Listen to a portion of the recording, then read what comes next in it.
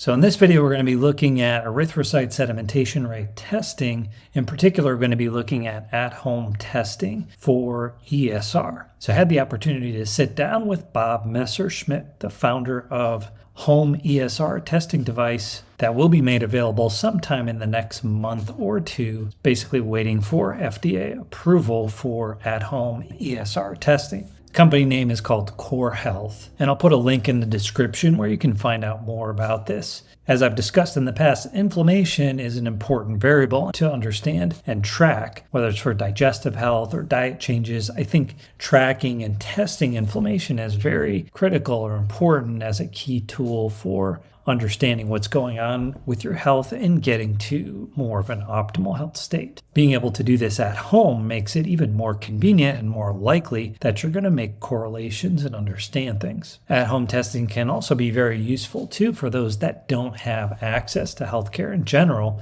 and those that really like to understand what's going on in their body on a week-to-week basis. I envision this being helpful in my practice to my patients as a way to help track progress as they progress through their treatments. Just as an example, I treat a lot of patients that have chronic health issues with unknown causes or unknown etiologies. Some patients have seen 3, 4, even 5 different doctors before coming to me. And I think this is kind of normal for integrative health in general. But the point being is they're without a diagnosis and moreover, a specific treatment plan that we know is going to help them. Their symptoms can range from high histamine, mast cell type of symptoms to fatigue or even digestive problems. And that's just to say that it's not always clear what's going on with them and how all their symptoms or problems kind of fit together and are interconnected. It does become clearer the more testing and measurements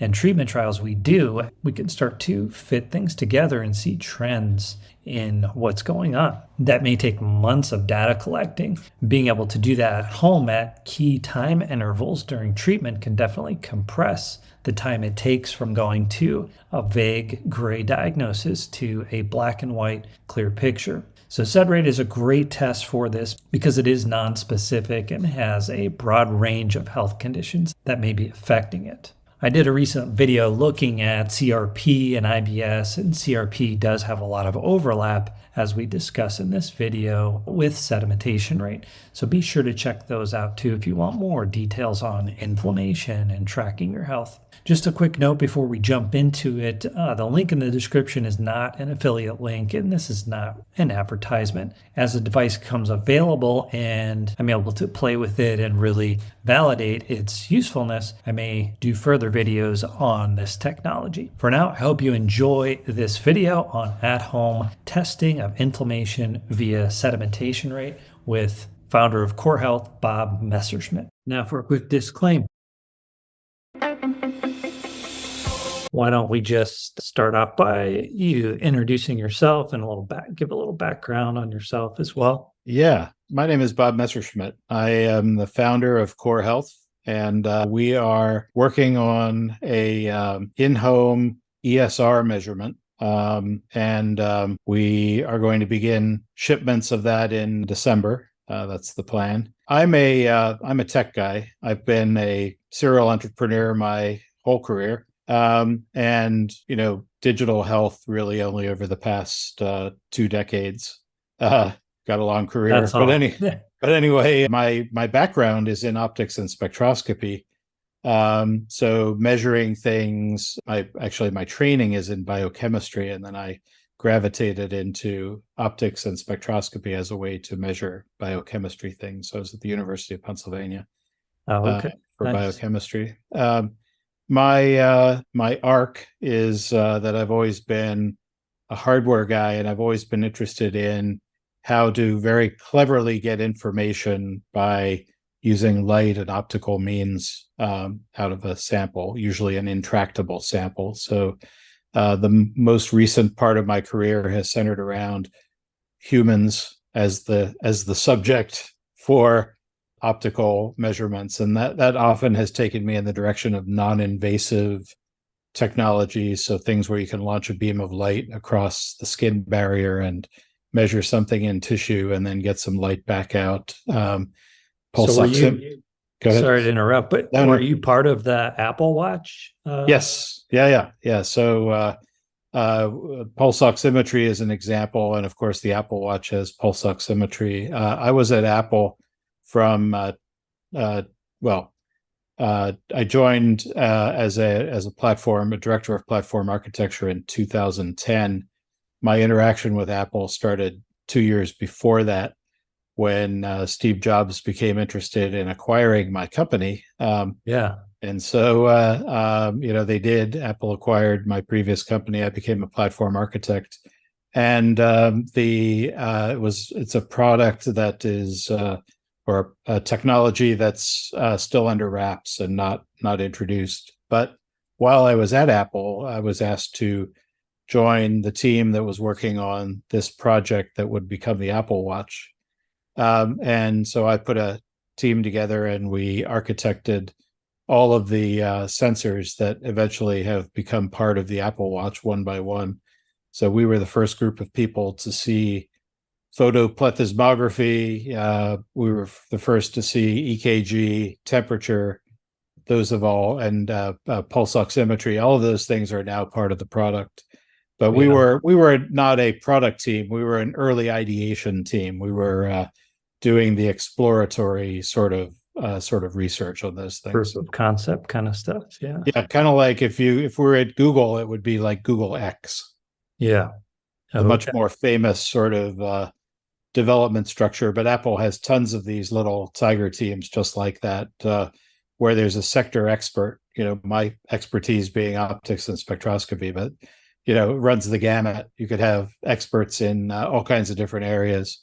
Anyway, they needed an optics and spectroscopy guy on the Apple Watch. And I feel like the project that they acquired from me will be great. But the work that I did on the Apple Watch was really quite fulfilling, obviously, because of, now it's generating billions of dollars of revenue, which is kind of cool. And, helping a lot of people track things. And fundamentally, I'm interested in tracking. I'm interested in bringing this vision, this digital health.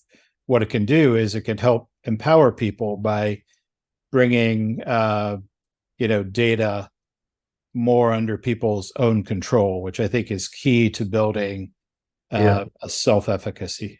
Yeah. I see that, in the last year or so since I started really using more of the continuous glucose monitor. But that's also why I got excited about when you guys reached out about this test that you're developing, because I think it has can have similar, if not even better, impact on people's lives. So I agree.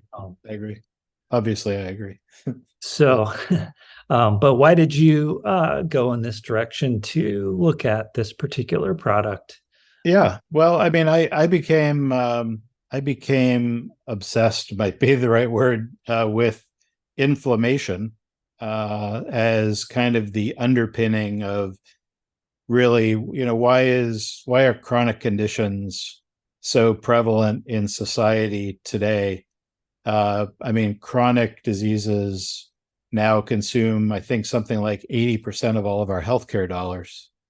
The long-term bad outcomes of chronic conditions. So, I became obsessed with the idea that inflammation really underpins almost all of it, including cardiovascular disease, and the much more obviously immune system related, disorders and so forth. So, I thought we could do a lot if we wanted sort of, a God marker for, the underpinning of all chronic disease. I saw an opportunity to do that with an inflammatory marker.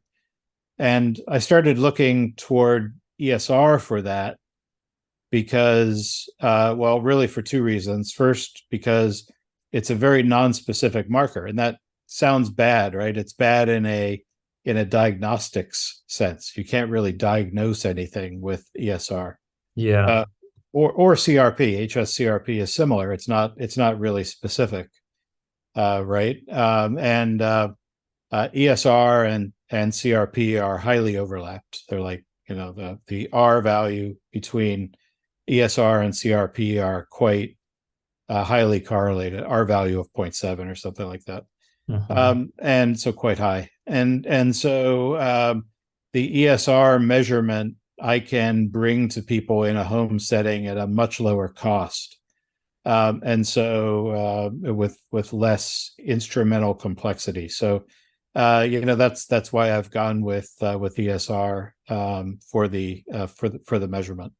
Yeah, that's yeah, great. I mean, I'm excited about this because I do see, chronic inflammation in a lot of my patients, whether it's like unexplained neuropathy or blood sugar issues, high platelets, high CRP.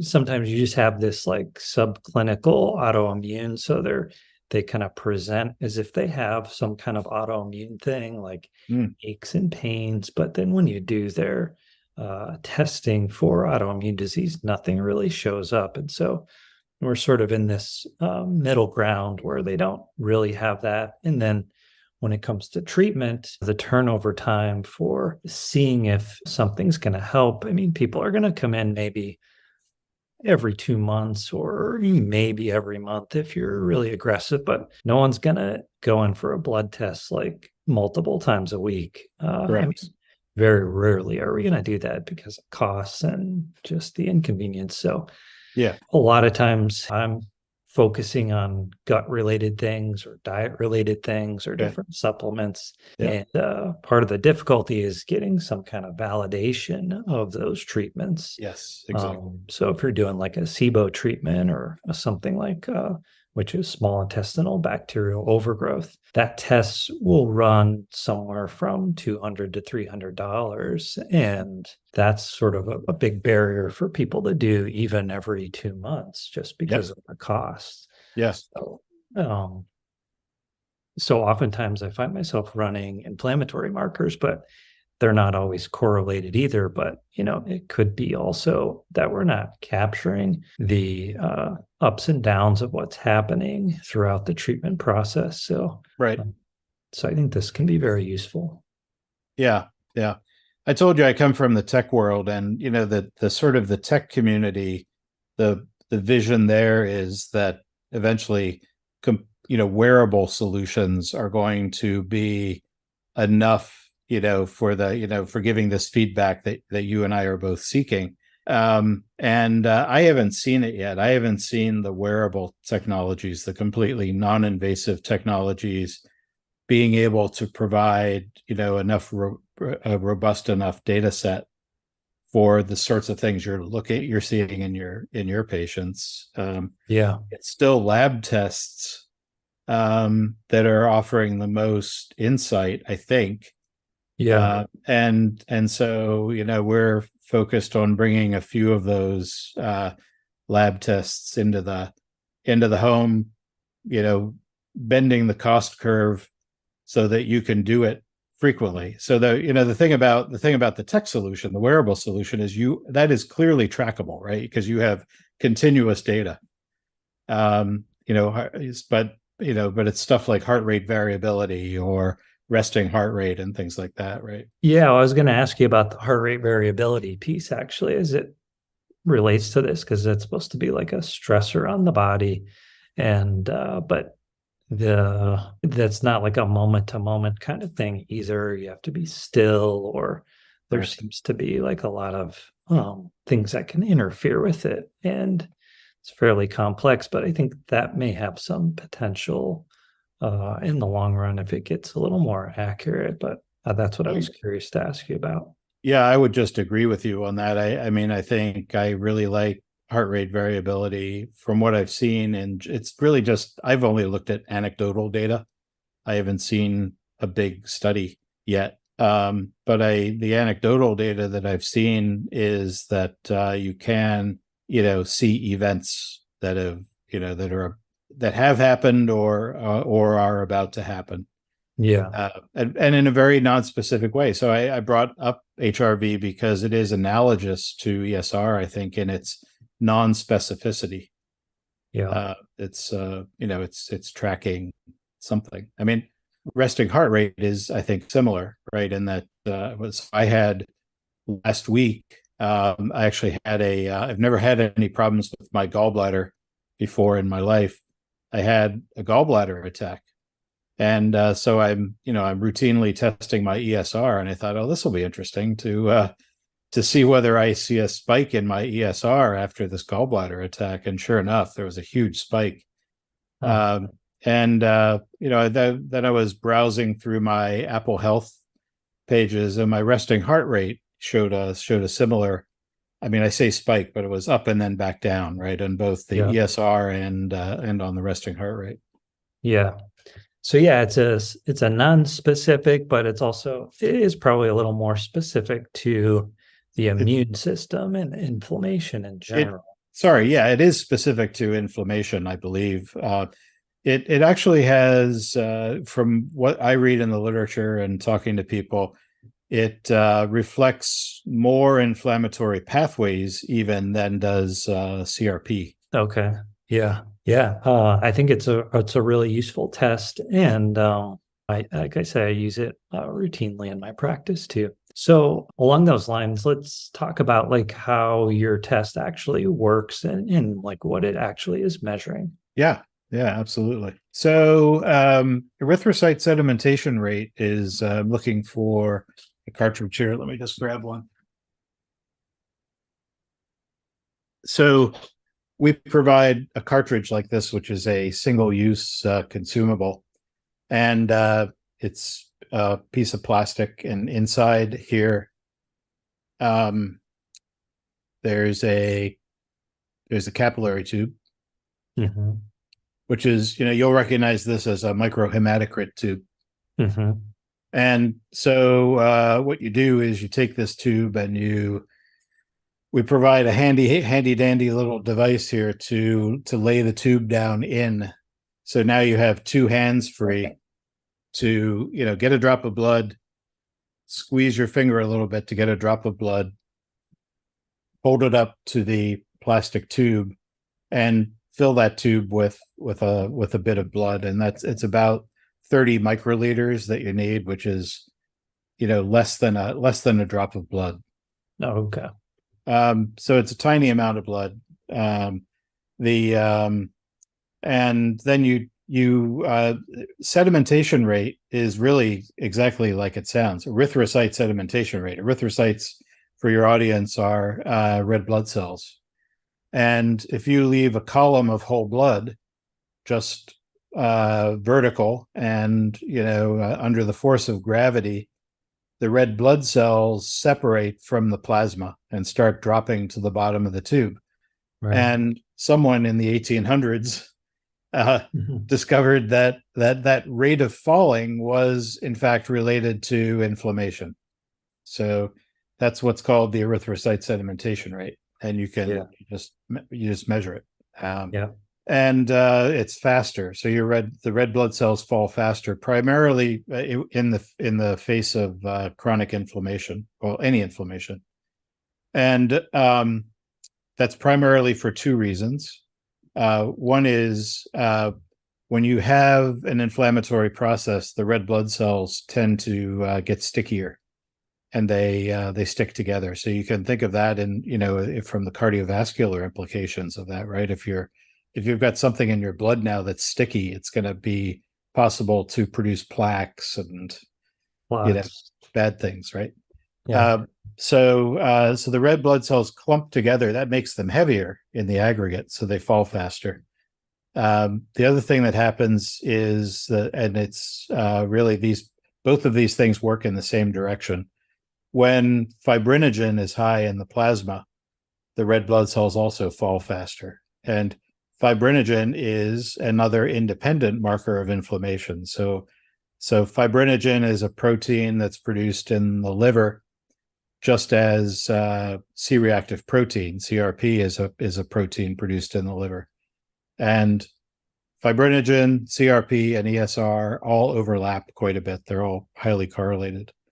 Yeah. So when fibrinogen is high and red cells clump more, you get an increased sedimentation rate, and that's just what we measure. And we provide a tracking of that in an app, so you can see what your results are over time. You can try to correlate those with things you're doing in your lifestyle.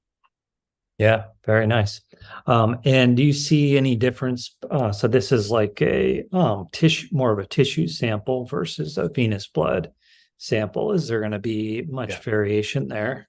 There is not very much variation. I mean, there's some. I mean, there's going to be a standard sort of, the literature on this blood test is probably the error bars. The standard error is, maybe 10 to 20% measurement to measurement. Okay. But there's a lot of contrast in this test. So when you see an ESR spike, it's should be above that noise floor. Yeah, yeah. Right. Okay. Yeah. And then during our correspondence too, we were talking a little bit about reference range differences, age dependency, and Yeah. I thought that was really helpful and interesting because, yeah, a lot of times my patients in particular, and some of the stuff I try to present on the YouTube channel is more so about optimal levels of health and not just are you average or the averages Yeah. based on like the whole population who's presumed to be healthy, but in our population these days a lot of people are not that healthy, and so something for optimal health is always important to look at. So do you want to talk a little bit about that? Yeah. Yeah. This really caught my attention, specifically about the ESR marker. But it's true for any lab marker, for any normal range. Normal ranges of lab tests generally were set by looking at the measurement across a population of people, and then defining a 95% range as normal and a 5% range as not normal. So the normal range is really just calculated statistically from a population. And so for ESR, there's a population normal that tends to rise with age. So the normal, the average ESR value drifts up with age. It does for CRP too, but it's fairly dramatic for ESR. So that, I scratched my head about that because I didn't understand why that needed to be true, right? So just like you're saying with optimal range. And it turns out there are studies in the literature where they excluded people from the study population who had overt disease states. And if you study really just healthy people and look for an age dependence of the ESR measurement, it's not there. It's completely gone. Yeah. So you don't, the medical allowable level of ESR for me, for example, as a kind of an older male, I would be allowed to have an ESR as high as 30 millimeters per hour. Mm-hmm.